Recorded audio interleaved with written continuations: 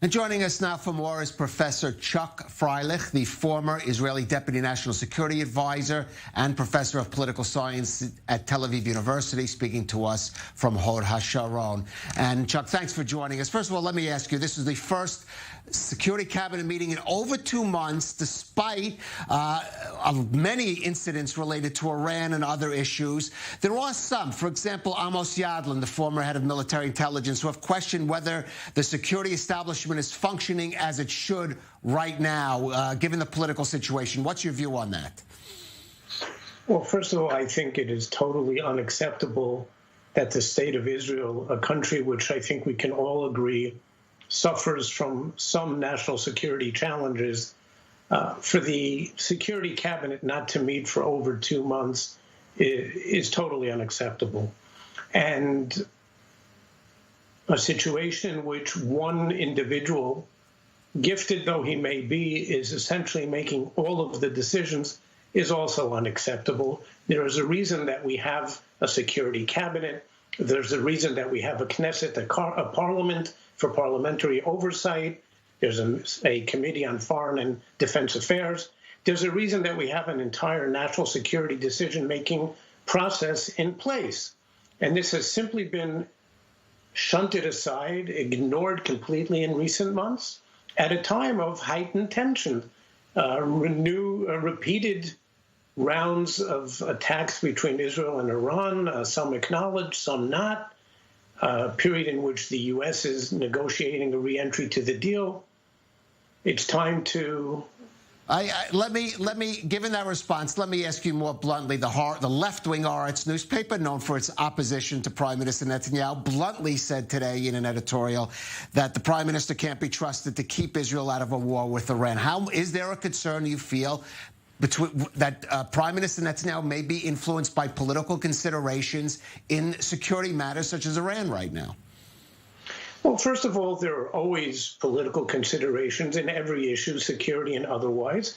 And to a certain extent, I mean, up to a point, that's legitimate. We have the great fortune of living in a democracy, and democratic processes include political considerations, including when you're dealing with national security.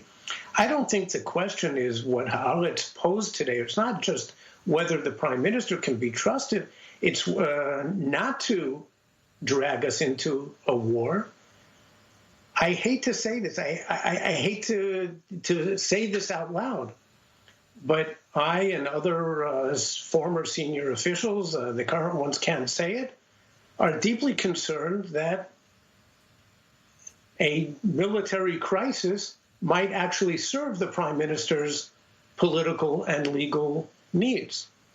All right. Well, you did say it out loud. But anyway, let me just move on to some of the substance of what's happening now and what we assume the Security Cabinet discussed.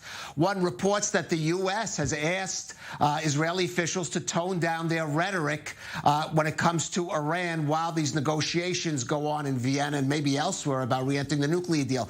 I mean, what's your response to that? What do you think Israel's response, of course it'll be kept out of public eye, to the U.S. should be? Well, first of all, the question is whether the U.S. just asked us to tone down the rhetoric or to tone down the entire policy, the substance. And those are two different things.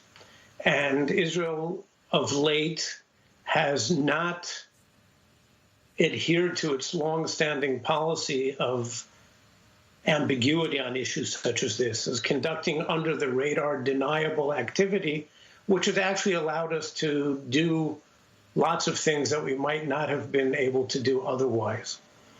The real question, though, here isn't the one of, or it's not just of perception, it's of the real substance. Do we want, once again, to find ourselves in conflict with an American administration, with another democratic administration? Israel's relations with much of the American public, certainly with a large part of the Democratic Party, have still not recovered from the last confrontation with President Obama. Do we wish to do this again now with President Biden, a man who is a lifelong supporter of Israel, a true friend, someone who is attuned to our needs, and with whom I think we could work very closely to reach maybe not total agreement on everything, but much closer agreement, closer coordination than we have today. Look, the U.S. is going back to a deal. That's almost a done deal. And the Iranians want to also.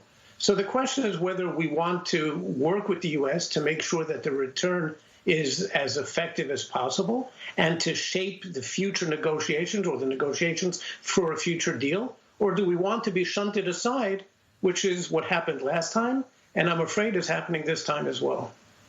All right. Briefly, just about 30 seconds, and we'll continue the conversation to break. Do you think Israel could modulate the U.S. position, the Biden administration position, if it has that dialogue? I think we can agree with them. But in your introduction to a few minutes ago, you talked about Israel being concerned that the U.S. is going back to a deal. I think this is fundamentally an Israeli interest. And so we have to work with the U.S. to also deal with the downsides, but on something which is basically good for us. All right. Well, Professor Chuck Freilich, stay with us. We'll pick up this conversation after a brief break.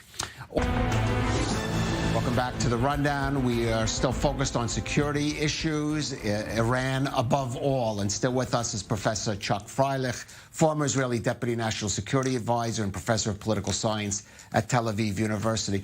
And Chuck, I want to just get your view on another development just reported today that Saudi Arabia and Iran have had their first direct contact and talks in years, reportedly or presumably focused on the Yemen conflict, but may well expand beyond that.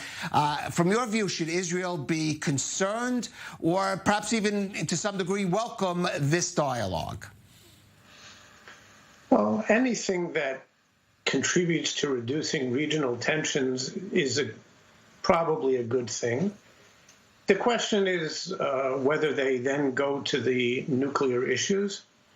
The Saudis are obviously very, very concerned about the Iranian nuclear program, and I think they're trying to align themselves with the new administration's approach in Washington. So from that point of view, if they're taking a different approach from Israel's, then that would be concerning from our point of view.